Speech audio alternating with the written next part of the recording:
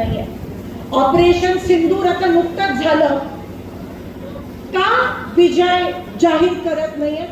भारतीय सेना, भारतीय एअरफोर्स, भारतीय मिलिटरी, आर्मी आणि भारतीय नेव्ही एवढं चांगलं कामगिरी केली, का मोदींनी आपला विजय जाहीर केला नाहीये? हा मला प्रश्न विचारायचा आहे। आपले सीडीएस जे आहे, चीफ ऑफ डिफेन्स स्टाफ, ते काय म्हणाले? विमानं खाली पडली। मग का मोदीजी तुम्ही आम्हाला सांगत नाही? सत्य परिस्थिती आमच्या लोकांच्या समोर का नाही तुम्ही आणत आहात? हे आरएसएसचे मेंदूच्या डोक्याची लोक, त्या सिंदूरवर पण ढेकणाच्या मेंदूचे लोक, ते सिंदूरवर पण मतं मागायला निघाले। म्हणजे लष्कराच्या रक्तावर मोदीजी या ठिकाणी बिहारमध्ये मतदान मागत आहे।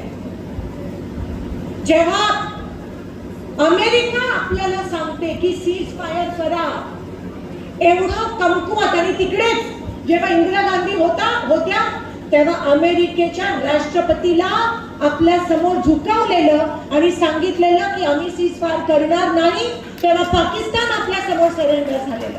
कुठे त्या इंदिरा गांधी आणि कुठे हे मोदीजी? आणि मोदीजी काय तर अमेरिका आपल्याला सांगते सीज फायर करा। अरे कोण लागून गेले ते ट्रम्प तात्या? कोण आहेत ते की आपल्याला सांगणार सीज फायर? म्हणजे तुम्ही विचार करा, आपल्या जवानांना त्या ठिकाणी किती वाईट वाटलं असेल की अमेरिका आपल्यासारखी सक्षम एअरफोर्स असेल, मिलिटरी असेल, नेव्ही असेल, सक्षम कुठेही देशात नाहीये, पण अमेरिका आपल्याला सांगतं सीज फायर करा।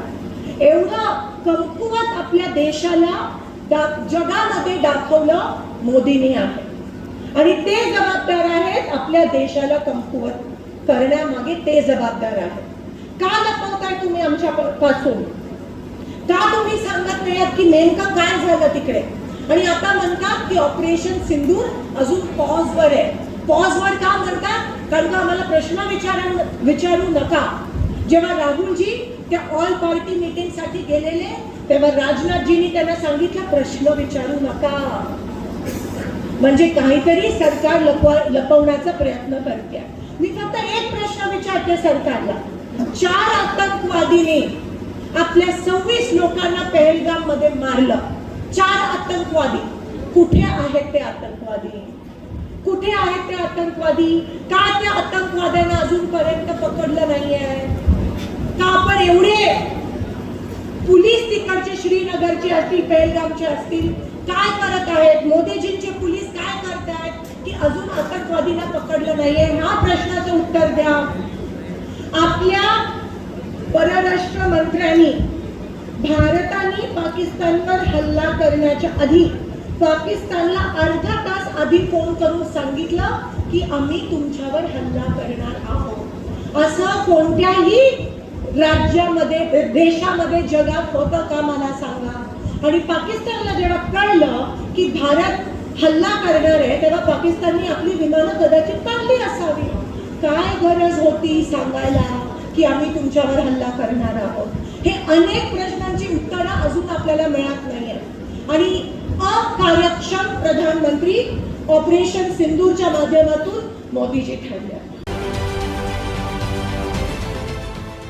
देश विदेशातील प्रत्येक घडामोडींचे लाईव्ह अपडेट मिळवण्यासाठी आता साम टीव्हीच्या सर्व सोशल मीडिया प्लॅटफॉर्मला लाईक, फॉलो आणि सबस्क्राईब करा।